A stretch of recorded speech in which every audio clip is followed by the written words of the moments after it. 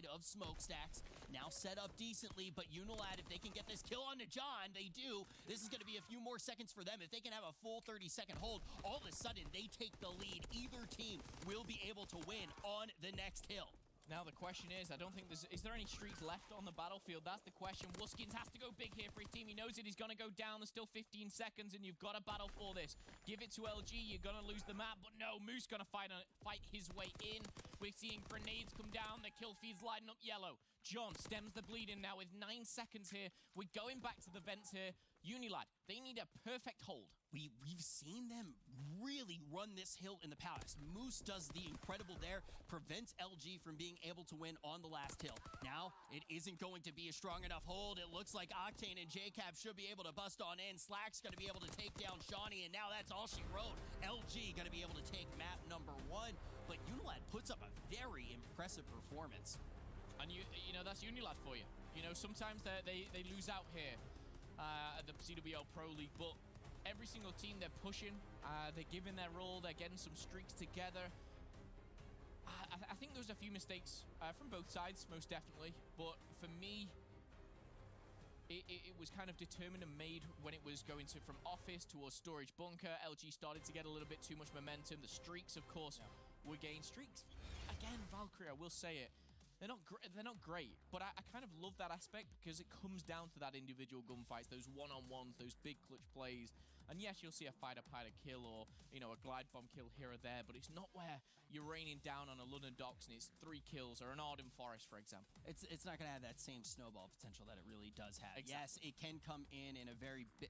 we talk about Smokestacks a lot. That hill, there can be some big plays around those streaks, but it's not going to snowball the same way that it does on some of the other maps. I will say, looking at Unilad's play there, really strong start. Yeah. Relatively strong finish as well, but I mean, you can't make a sandwich with only 2 pieces of bread. I mean, okay. You can't. It's not a sandwich. It's 2 pieces of bread that way. So I mean, it'd be a dry one. It'd be a dry one. There'd be nothing in the middle. It'd be a dry one, and that's what that was. That performance, that was a dry one coming out of Unilad. Rich. Okay, it all started so well, and then you just throw out the sandwich. I love it. I love it. However, no, I mean, it wouldn't be a sandwich with just 2 pieces of bread. It's only map 1. So, but that's my question. Do you think that that really is the story for Unilad, in your opinion? Do you think that the middle was the problem? Do you think they just were a little bit slow in the mid portions of the game? Yeah, they didn't have that meat between the pieces of bread, Rich. They really didn't. But no, in all seriousness, coming down... Unilad looking to get meaty here in map number 2. Will they be able to step up to the plate and deliver the sandwich that Europe needs? Oh, I'm going to sit down. I'm taking a breath. The game is starting. We're going into Search and Destroy, Rich. And I do think this is where Unilad can start to come back into this. I do feel that they could have taken that Valkyrie hard point. But I look at the whole map set and the map pool that we've got in front of us. I think this does... You know, Unilad can work with this very much. They don't have an Arden Forest. This was also their pick. Yeah. So this S&D going to be a big game inside of this series. It's their pick. Obviously, you don't want to be going into Game 3 knowing that you need a reverse sweep. If they're able to step up in this S&D, all of a sudden it will look much better for Unilad, but already looking bounds better than they did yesterday when they played against LG. I think Unilad is looking really strong here, and I'm not surprised that we saw in a few scenarios guys like Chance kind of taking a risk on this team. They are a team that can provide upsets, especially when they are playing for just so much more than the teams that are already in relatively comfortable positions here in the CWL Pro League. Well, Rich, I'm having fun already casting alongside you. Hopefully, it's the first of many. However, I mean, I could get fired any day, so we don't really know. Best make the most of it, right? Let's enjoy ourselves. Once again, we are going to see Moose going to be our player right now, carrying that bomb. Okay, and as well, talking of Moose, I'm looking at that number 4. He seems to be the furthest pushed up for his squad, just looking to try and get a... Okay, Scraps. There we go. First blood, first pick, and he's already kicking it off for his squad. It's actually going to be Octane to fall, and this could be messy. Shawnee, captain of the ship right now as he takes down John. Headshot, he's going to try and find the second. Maneuvering his way around there. Oh my goodness, 2 fall down now. We're starting a 2v2. The bomb will fall. I'd love to see Scraps' position in here and how he goes about this. He's opting to back off a bit, maybe looking for JCap. Oh, No, Moose not going to be able to grab the kill there. Very aware that the second player was nearby. Tries to do it. Scrap's going to come up big. It's going to be a 1v1 situation. This is one of the best situations you could be in with your last guy up with the sniper rifle. Usually it's really going to be bad. Here, looking relatively decent, but Scraps realizes it's not his. Oh my goodness! He's able to get it with the machine pistol. Going to be able to get the first round the way of Unilad. Watch this Bronze Star. He sees the shadow.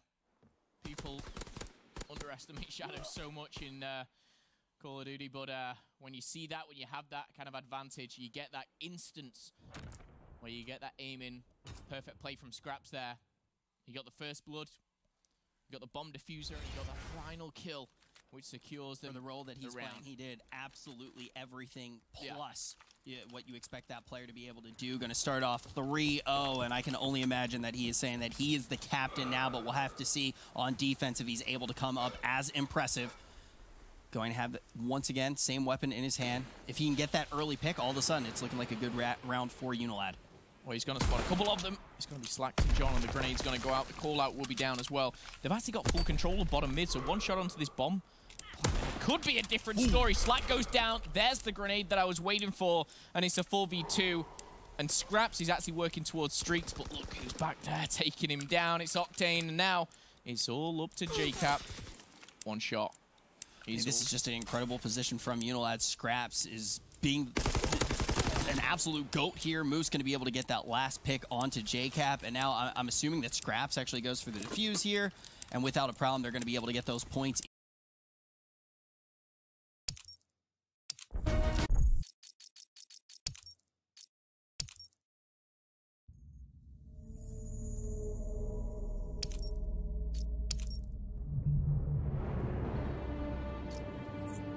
Harley Quinn, Superman, fighters approaching Fortress of Solitude.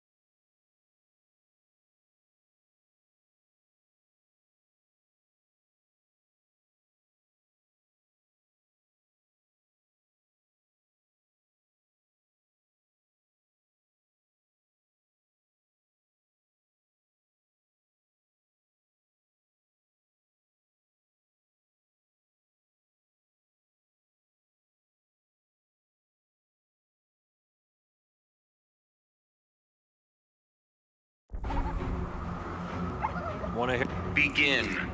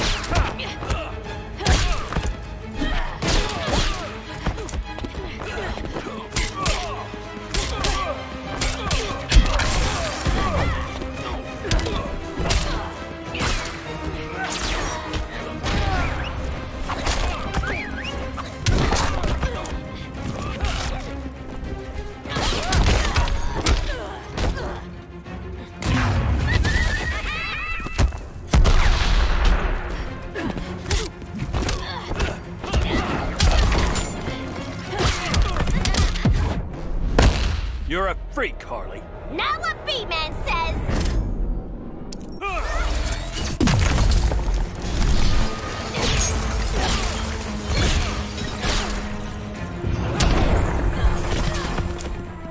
Don't make me hurt you.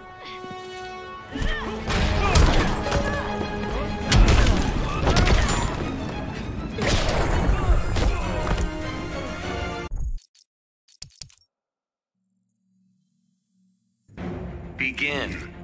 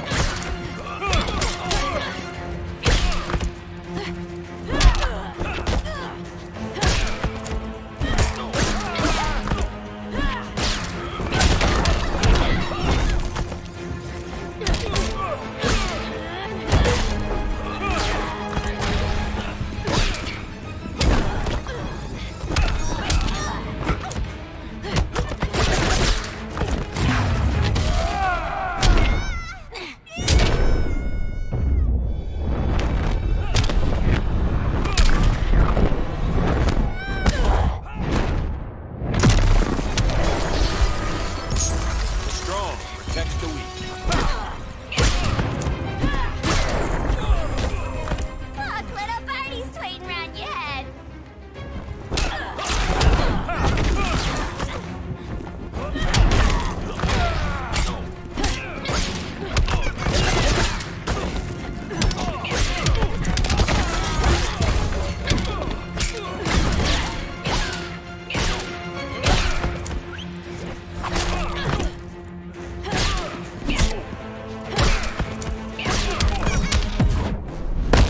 You're a freak, Harley. I'll show you how dark I can be.